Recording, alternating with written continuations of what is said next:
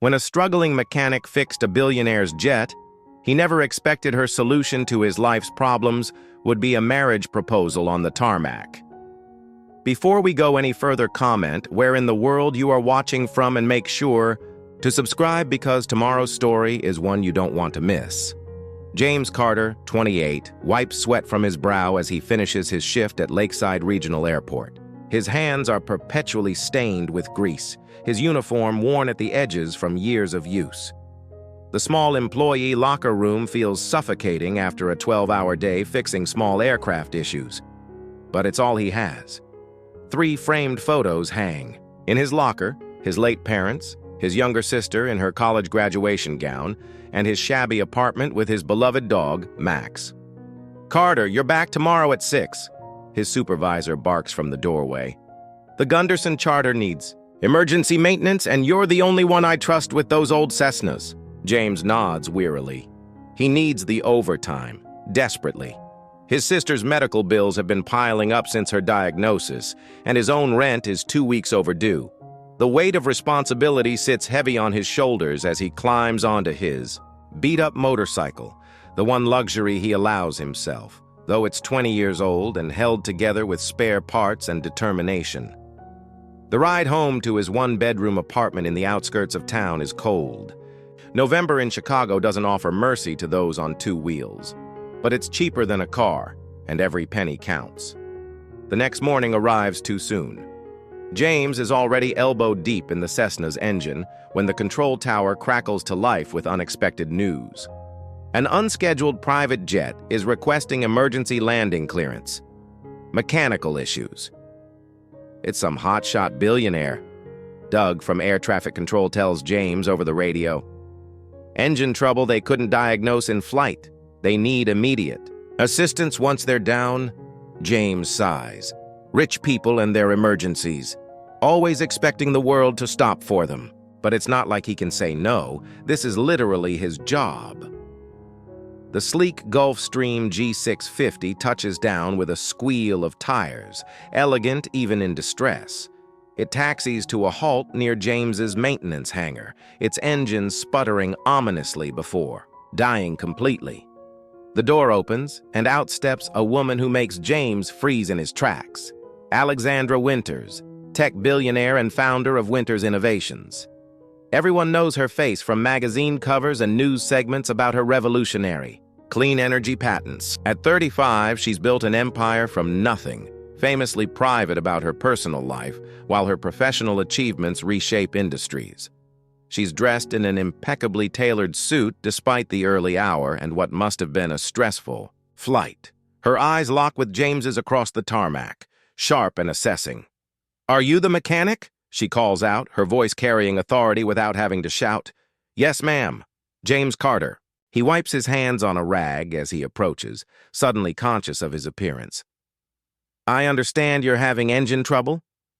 Alexandra nods curtly. "My pilot says it's the fuel injection system, but 3 mechanics in New York couldn't figure it out. We were hoping to make it to Los Angeles, but the problem worsened mid-flight." James nods professionally, pushing aside his intimidation. "I'll take a look. This model has some quirks that aren't in the manuals." Her eyebrow raises slightly. "You're familiar with the G650? I've worked on a few. They come through occasionally for maintenance." He doesn't mention that he spends his nights studying aircraft schematics online, absorbing knowledge about planes he may never get to touch. Dreams cost nothing, after all. Alexandra steps back. "My meeting in LA starts in 6 hours. My entire acquisition depends on my presence."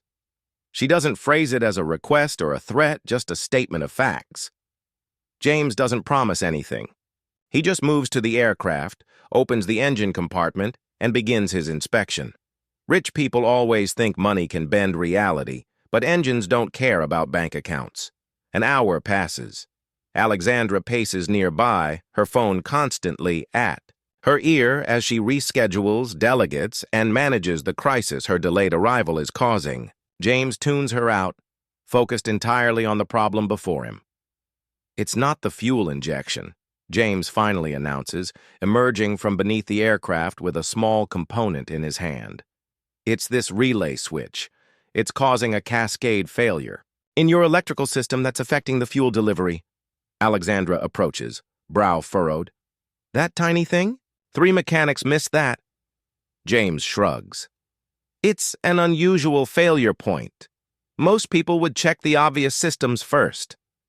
He doesn't add that those mechanics probably didn't have his desperate need to understand every aspect of flight. I can replace it in 30 minutes. From your stockroom? For a custom Gulfstream component? Her skepticism is palpable. James almost smiles. I modified a similar part last month for another client. I've got something that will work perfectly, until you can get the factory replacement. Her eyes narrow. That sounds unorthodox. Aviation is full of approved temporary fixes, Ms. Winters. I wouldn't suggest anything unsafe. There's quiet pride in his voice. This is the one area of his life where James feels completely confident. She studies him for a long moment, then nods. Do it. 40 minutes later, the engines purr to life with a smooth, healthy sound. The pilot runs through the diagnostics and gives James an impressed nod. Perfect readings across the board. As the pilot prepares for takeoff, Alexandra approaches. James again. Her phone is finally put away, her attention fully on him. You saved more than my meeting today, she says. You saved a $2 billion acquisition that's been in the works for months. James nods uncomfortably. Just doing my job, ma'am. How long have you worked here, Mr. Carter? The question catches him off guard. 8 years? And before that? He hesitates. Community college, mechanical engineering, couldn't finish, family issues. Something changes in her expression. Not pity, but recognition. You understand machines intuitively. It's rare. James shifts his weight, unsure where this is going. Thank you. I've spent my career identifying talent that others overlook. My company needs people who solve problems, not people with the right pedigree. She reaches into her jacket and withdraws a business card. But more personally, I need someone like you. He takes the card automatically, confused. I've been looking for a partner who sees the world the way you do, who fixes what's broken without judgment or complication. Her gaze is intense, almost unsettling. Marry me. James blinks, certain he's misheard. Excuse me? I'm proposing a partnership. Call it marriage. Call it what you will. I need someone real in my life, someone who works with their hands and sees through pretense. She's completely serious. I've made more reckless decisions that turned out brilliantly. My instincts about people never fail. James stares at her, absolutely stunned. The world seems to have shifted on its axis. Ms. Winters, you don't know anything about me. His voice comes out steadier than he feels. I know enough. I know you're brilliant, but trapped in circumstances. I know you have integrity. You could have overcharged me or extended the repair time, but you didn't. I know you have dreams beyond this tarmac. She gestures around them. And I suspect you have responsibilities that keep you here. His sisters. Medical bills flash through his mind. The mounting debt. The dead-end feeling that's been growing for years. This is insane, he finally says. Most revolutionary ideas sound insane initially. She checks her watch. I need to board now. Think about it.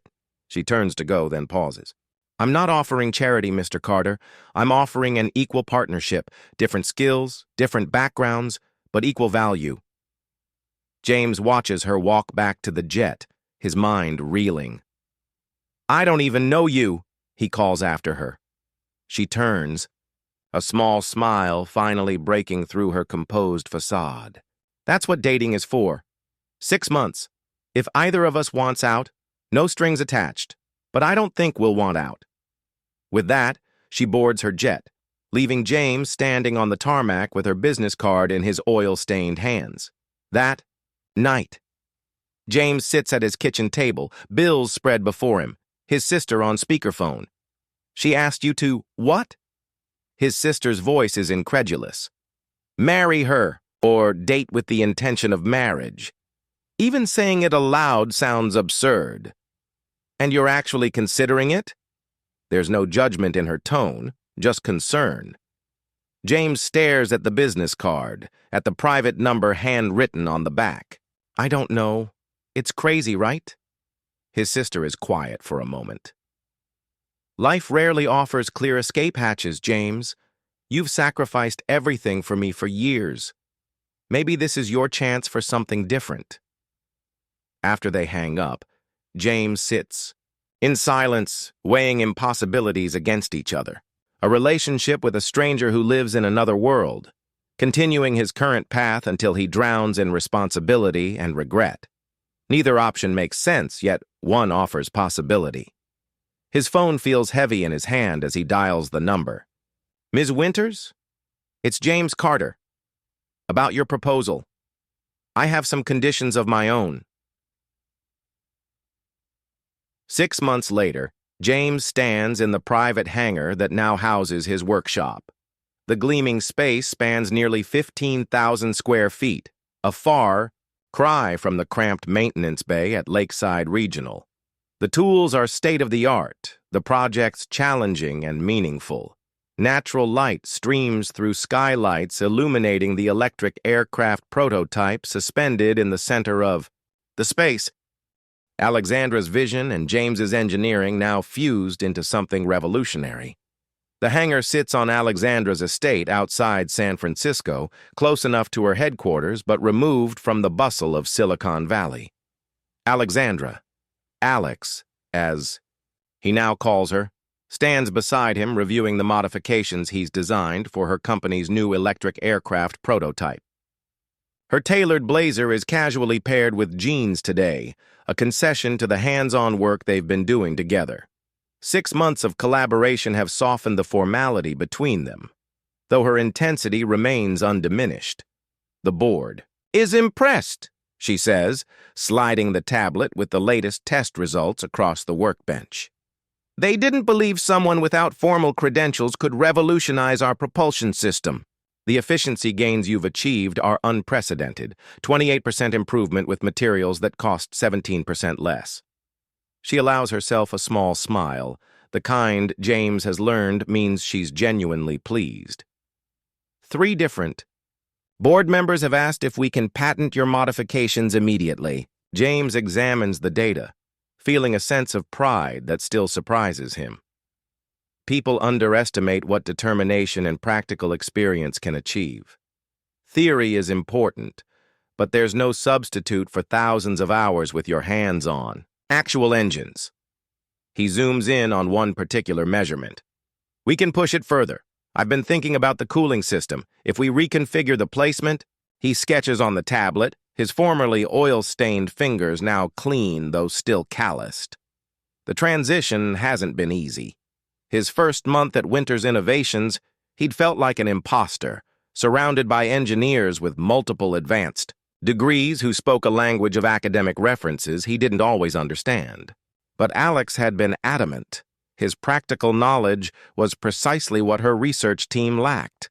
They could calculate perfect theoretical models, but James could spot fatal flaws in implementation with a single glance. James had enrolled in NIGHT, courses at Stanford, filling gaps in his theoretical knowledge. Meanwhile, the PhD-laden team had grudgingly begun to respect his intuitive understanding of mechanical systems. It had taken 2 months before the senior engineers stopped second-guessing his suggestions, and 3 before they started seeking his input voluntarily. Their relationship has evolved slowly, deliberately, away from the cameras and speculation. That had erupted when James first appeared at Winters Innovations headquarters. 2 people from vastly different worlds finding common ground in their passion for innovation, their direct communication style, and their shared experience of fighting their way up from nothing. Alex rarely spoke about her childhood in foster care, but when she did, James recognized the same determined self-reliance that his own struggles had forged in him. Your sister called this morning, Alex mentions, pointing to a component on the schematic. The doctors are very pleased with her progress. The experimental treatment is showing promising results. James's throat tightens momentarily. Emily's medical bills had been the first thing Alexandra had wanted to address after he'd accepted her proposition. He'd fought it initially, his pride resisting what felt like charity. Their first major argument had been about this very topic, with James insisting he could manage on his own, and Alex coolly pointing out that emotional decisions about money were illogical when lives were at stake. "It's not a gift," she had said. "It's an investment in our partnership. I can't have you distracted by financial strain when we're trying to revolutionize aviation technology." They'd compromised. Emily's medical expenses would be covered through a foundation Alex had established years ago, one that supported innovative medical research.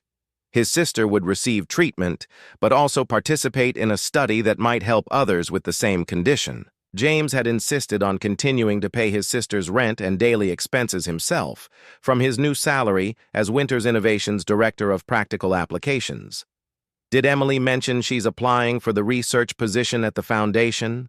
James asks, his fingers tracing the cooling system modifications on the tablet. "She wants to use her biology degree finally. Says being a patient gave her insight she never got in the classroom." Alex nods. "Her application is impressive. The hiring committee doesn't know about our connection. I made sure of that. She'll get the position on her own merits." This is what he's come to appreciate most about Alexandra, her unyielding fairness. Despite her wealth and power, she has an almost rigid code of ethics that governs her decisions. She doesn't play favorites, doesn't bend rules, doesn't take shortcuts. In a world where money typically buys exemptions from consequences, Alexandra holds herself to standards stricter than she demands of others. The engagement ring sits in James's pocket, a weight both physical and symbolic. Not the flamboyant diamond Alex had offered impulsively that first day on the tarmac, but one he purchased himself with his first substantial paycheck. It's a simple titanium band inlaid with a strip of aircraft-grade aluminum, metals that represent strength, lightness, and the ability to withstand extreme pressure. He designed it himself, working with a small jeweler in San Francisco who specialized in unconventional materials. After months of knowing her, arguing with her, respecting her, and eventually loving her, James finally feels they're approaching this as equals. Not financially. He harbors no illusions about that disparity, but as two complete individuals choosing each other deliberately rather than grasping at convenient solutions to their respective problems. The last 6 months have been transformative. James has discovered dimensions to Alexandra that rarely appear in press coverage. Her dry sense of humor that emerges late at night over engineering problems, her unexpected passion for classic motorcycles — she owns 17 vintage models, each one meticulously restored. Her tendency to work through complex problems by swimming endless laps in the pool behind her house. He's also witnessed the immense pressure she navigates daily. The constant scrutiny, the competitors trying to undermine her technology, the weight of 10,000 employees depending on her decisions. He's held her through rare moments of doubt and seen how quickly she rebuilds her composure, never allowing vulnerability to linger. Tonight, he'll ask her properly, not because of convenience or desperation or impulse, but because sometimes the most unlikely connections turn out to be exactly what we need. He's planned a private dinner on the cliffside overlooking the Pacific at the spot where they had their first real conversation about their childhoods, away from the corporate headquarters and innovation labs. The thermal imaging from the last test flight shows potential overheating here and here, Alex says, drawing his attention back to the prototype. Her finger traces a pattern along the wing junction. "What do you think? Redesign the heatsink or reconfigure the power distribution?" James studies the readout, his mind already calculating possibilities. "Neither. The issue isn't the heat production. It's the airflow." He rotates the 3D model, highlighting a section near the fuselage. "We need to create additional passive Cooling channels here. Small adjustments to the exterior design that won't compromise aerodynamics but will significantly improve heat dissipation. Alex considers this, her analytical mind working through the implications. That's elegant, simple but effective. She looks at him with that expression he's come to treasure, respect mingled with something deeper. This is why you're essential to this project. The team would have engineered a complex solution when a straightforward one was available. As their eyes meet, James is struck again by how far they've both come from that chance encounter on the tarmac. Alex, learning to trust, someone who doesn't want anything from her except her authentic self. James, discovering that his potential had always been boundless, it just needed the right conditions to flourish. Later, as they walk through the hangar toward the exit, Alex's phone buzzes with what would undoubtedly be another urgent message. 6 months ago, she would have immediately answered. Today, she silences it without looking. "It can wait until tomorrow," she says simply. "Some things are more important." As Alex turns to him with one final question about the engine design, James realizes that the most important repair he ever made wasn't to a billionaire's jet. It was to his own life when he took a chance on something that seemed impossible. And perhaps to Alex's life as well, bringing a grounded perspective to someone who spent too much time floating above the clouds.